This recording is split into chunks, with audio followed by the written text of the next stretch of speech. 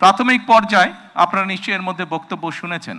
প্রাথমিক পর্যায়ে আমরা যেহেতু সরকারের কিছু নিয়ম নীতি আছে, আমাদেরকে সেই সকল নিয়ম নীতির মধ্যে দিয়ে আমাদেরকে একটি কাজ শুরু করতে হবে এবং সেই নিয়ম নীতির অংশ হিসাবেই প্রথমে এক পাইলট প্রজেক্ট করতে হবে। সমগ্র বাংলাদেশে 14টি জায়গায় বা 14টি উপজেলায় এই কাজ শুরু হয়েছে।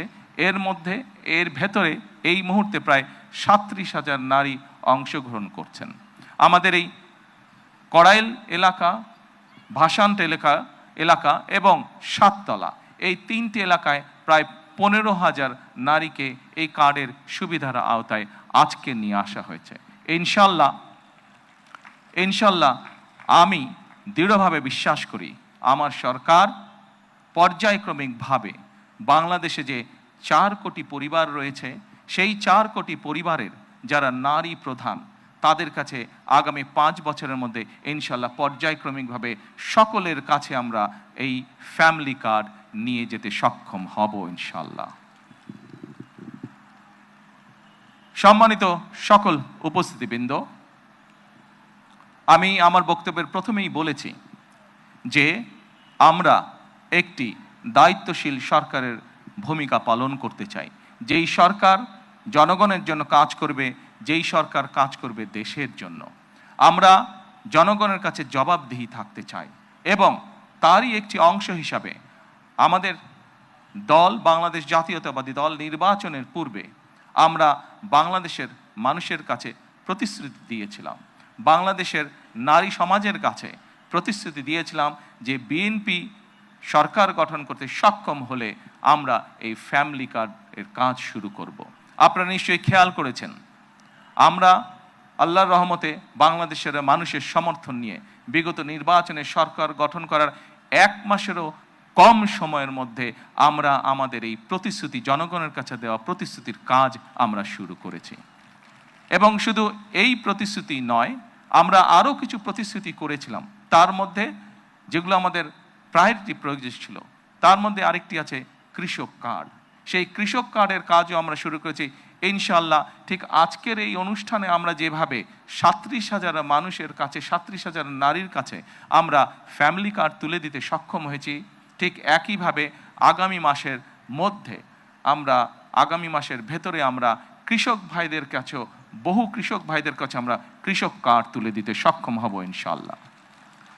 সম্মানিত উপস্থিতিবৃন্দ, আপনারা নিশ্চয়ই খেয়াল করেছেন, আমরা দেশের মানুষের কাছে আমরা প্রতিশ্রুতি দিয়েছিলাম, বিশেষ করে আমরা বাংলাদেশের কৃষক ভাইদের কাছে আমরা প্রতিশ্রুতি দিয়েছিলাম যে বিএনপি সরকার গঠন করতে সক্ষম হলে যাদের কৃষি ঋণ 10,000 টাকা পর্যন্ত আছে, কৃষি ঋণ সুদ সহ, সেই কৃষি ঋণ বিএনপি সরকার গঠনে সক্ষম হলে সেই কৃষি ঋণ আমরা মৌকুফ করব।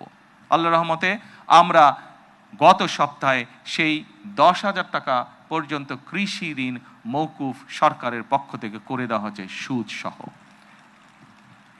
এইভাবে একে একে আমরা জনগণের কাছে দেওয়া প্রতিশ্রুতিগুলো, যেই প্রতিশ্রুতিগুলো পূরণের মাধ্যমে জনগণের ভাগ্যের পরিবর্তন হবে, যেই প্রতিশ্রুতিগুলি পূরণের মাধ্যমে, একটি সরকারের প্রতিশ্রুতি পূরণের মাধ্যমে দেশের ভাগ্যের পরিবর্তন হবে, জনগণের ভাগ্যের উন্নয়ন ঘটবে, সেই প্রতিশ্রুতিগুলো আমরা ধীরে ধীরে পর্যায়ক্রমিকভাবে যে কোনো মূল্যে পূরণের চেষ্টা করব। আজকে এই ফ্যামিলি কার্ড ব্যক্তিগতভাবে আমার জন্য আজকের দিনটি খুবই ইমোশনাল। কারণ এখানে আজকে যারা আপনারা অতিথি উপস্থিত আছেন, এখানে কিছু মানুষ উপস্থিত আছেন যাদের সাথে বিগত অনেকগুলো বছর ধরে আমি বসে বসে আমরা পরিকল্পনা গ্রহণ করেছি যে কিভাবে যখন সময় আমরা পাবো, সুযোগ পাবো, জনগণের সমর্থন পাবো, সেই ফ্যামিলি কার্ডটিকে আমরা বাস্তবায়ন করব। আল্লাহ তাআলা রব্বুল আলামিনের রহমতে আজকে আমাদের সেই দিনটি উপস্থিত, যেই দিনে আমরা আমাদের এই প্রতিশ্রুতি রক্ষা করতে সক্ষম হয়েছি। সেজন্যই আজকে আমার জন্য যেমন একটি ইমোশনাল দিন, আমি মনে করি আমার সরকার এবং আমার দল, বাংলাদেশ জাতীয়তাবাদী দলের জন্য একটি ঐতিহাসিক এবং একটি ইমোশনাল দিন আজকে। সম্মানিত সকল উপস্থিতিবৃন্দ, সম্মানিত সভাপতি সহ মঞ্চে উপস্থিত অতিথিবৃন্দ, আসুন, এই দেশটি আমাদের প্রথম এবং শেষ ঠিকানা। এই দেশের মানুষের প্রত্যাশা বর্তমান নির্বাচিত সরকারের কাছে অনেক, সেটি আমরা বুঝতে পারি।